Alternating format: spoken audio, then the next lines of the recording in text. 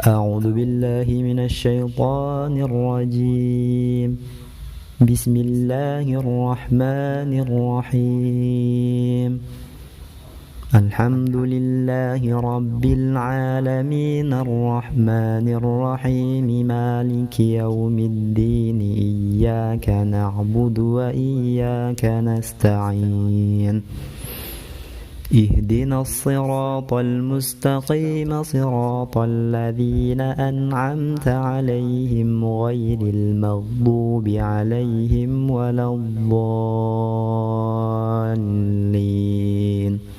آمين. Ya baik teman-teman sekalian, bismillahirrahmanirrahim. Assalamualaikum warahmatullahi wabarakatuh. Teman-teman sekalian, bagaimana kabarnya pada hari ini? Alhamdulillah, sukses, mulia, kreatif, mandiri, Allahu Akbar.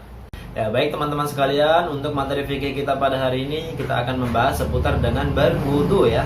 Nah, dimulai daripada definisi berwudu. Wudu diambil dari bahasa Arab yang maknanya adalah bersih maupun indah ya. Wudu maknanya adalah bersih ataupun indah. Adapun arti menurut secara istilah, berwudu adalah membersihkan anggota-anggota wudu dengan air yang suci mensucikan dengan syarat dan rukun-rukun tertentu untuk menghilangkan hadas. Diulangi, adapun wudu menurut secara istilah maknanya adalah membersihkan anggota-anggota wudu dengan air yang suci mensucikan dengan syarat dan rukun tertentu untuk menghilangkan hadas kecil. Sekarang kita masuk kepada pembahasan berikutnya, yaitu syarat-syarat berwudu. Syarat berwudu ini ada 5 ya. Syarat berwudu ada 5. Yang pertama adalah Islam, kemudian yang kedua mumayyiz, kemudian yang ketiga tidak berhadas besar, yang keempat adalah dengan air yang suci mensucikan, kemudian yang kelima tidak ada yang menghalangi sampainya air ke kulit ataupun anggota wudhu. Sekarang akan kita bahas satu persatu ya. Yang pertama adalah Islam. Nah, jadi wudhunya orang kafir itu tidak dihitung ataupun tidak sah ya. Manakala seorang kafir berwudhu di masa kafirnya, setelah itu dia masuk Islam, kemudian dia ingin mengerjakan sholat, maka dia harus mengulangi wudhunya kembali, karena wudhu di masa kafirnya dia sebelumnya itu tidak sah ya, atau tidak dihitung. Itu contoh ya, contoh saja. Kemudian yang kedua adalah mumayyiz. Mumayyiz itu dapat membedakan mana yang buruk dan mana yang baik ya. Ketika wudhunya seseorang belum mumayyiz, semisal anak umur 2 tahun atau 3 tahun, di mana anak tersebut belum mumayyiz, maka wudhunya juga belum dihitung ataupun belum sah. Kemudian yang ketiga adalah tidak berhadas besar. Nah, jadi syarat daripada wudhu itu tidak berhadas besar ya, karena hadas besar itu dapat dihilangkan hanya dengan mandi ya. Sedangkan wudhu itu menghilangkan daripada hadas kecil ya.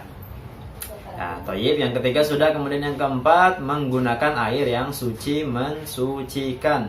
Nah, jadi tidak boleh bagi orang yang berwudhu menggunakan air bekas wudhu, yakni air mustakmal, apalagi air yang najis ya. Makanya harus disyaratkan bagi orang yang mengerjakan daripada berwudu harus menggunakan air yang suci mensucikan. Ya, yang kelima adalah tidak ada yang menghalangi sampainya air ke kulit ataupun kepada anggota wudu. Semisal ada getah ataupun ada cat, yang cat tersebut berada di anggota wudu, semisal ada di tangan ya, maka cat atau getahnya itu harus dihilangkan terlebih dahulu sebelum memulai daripada wudunya ya. Karena kalau ketika masih ada cat kemudian dipaksakan untuk berwudu, khawatir air wudunya itu tidak sampai ke kulit kita ya, tetapi terhalangi oleh cat. Makanya harus dihilangkan terlebih dahulu. Nah, seperti itu ya. Baik, sekarang kita masuk ke pembahasan berikutnya, yaitu rukun berwudu. Nah, rukun wudu ada 6 ya. Yang pertama adalah niat, kemudian yang kedua membasuh wajah, yang ketiga membasuh kedua tangan sampai siku, kemudian yang keempat mengusap tempat tumbuhnya rambut, yang kelima membasuh kedua kaki sampai mata kaki, kemudian yang keenam adalah tertib. Nah, sekarang akan kita bahas satu persatu ya. Yang pertama adalah niat. Nah, adapun niat wudu adalah nawaitul wudu'a li raf'il hadatsil asghari fardhu lillahi ta'ala. Dan tempat daripada pengucapan niat itu berada saat kita membasuh wajah ya. Bukan ketika kumur-kumur ataupun ketika cuci tangan. Nah, bukan ya, tetapi ketika mengusap wajah pada basuhan pertama ya. Nawaitul wudu'a li raf'il hadatsil asghari fardhu lillahi ta'ala. Nah, baik. Kemudian rukun yang kedua adalah membasuh wajah ya. Yang dimaksud daripada wajah adalah seluruh wajah ya. Batasan daripada wajah dimulai dari tempat tumbuhnya rambut sampai dagu ya. Ini batasan panjangnya. Kemudian lebarnya adalah dimulai dari telinga bagian depan sampai telinga sebelahnya, yang kanan sampai yang kiri ya. Kemudian rahang juga termasuk daripada ini ya, bagian daripada wajah ya, di tulang rahangnya ini, makanya harus terbasuh juga ya. Jadi untuk poin yang kedua ataupun rukun yang kedua, rukun wudu adalah membasuh seluruh daripada wajah. Jadi harus diperhatikan ya, harus betul-betul rata.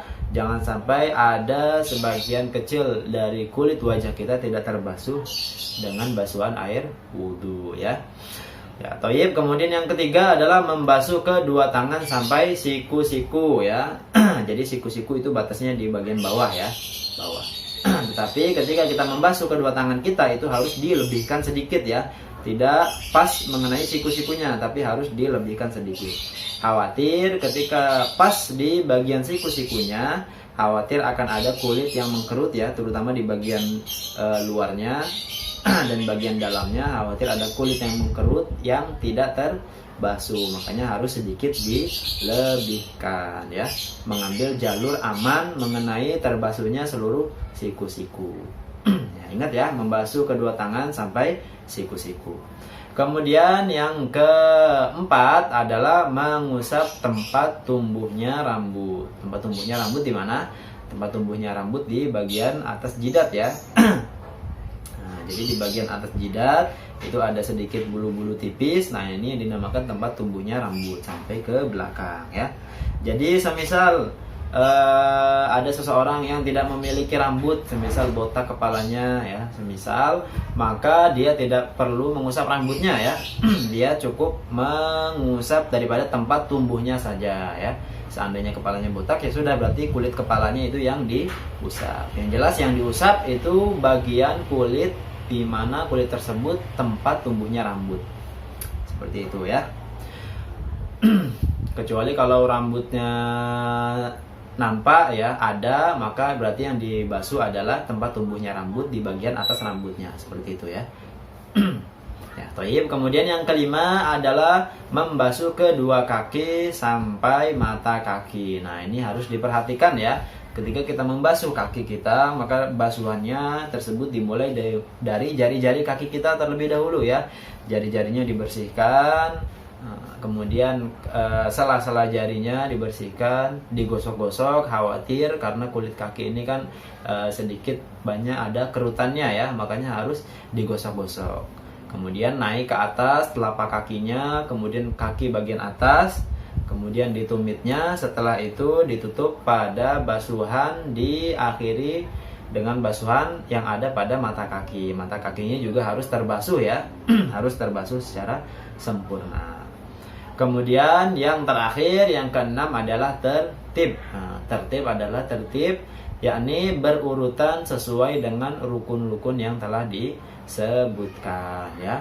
Membasuh wajah, membasuh kedua tangan, mengusap tempat tumbuhnya rambut, kemudian mengusap atau membasuh kedua kaki. Seperti itu ya. Jadi ketika kita mengerjakan wudhu tetapi tidak tertib, dimulai kaki dulu, setelah itu tangan, setelah itu wajah, maka wudhu kita tidak sah ya, karena rukun wudhunya tidak tertunaikan secara sempurna. Nah, seperti itu ya.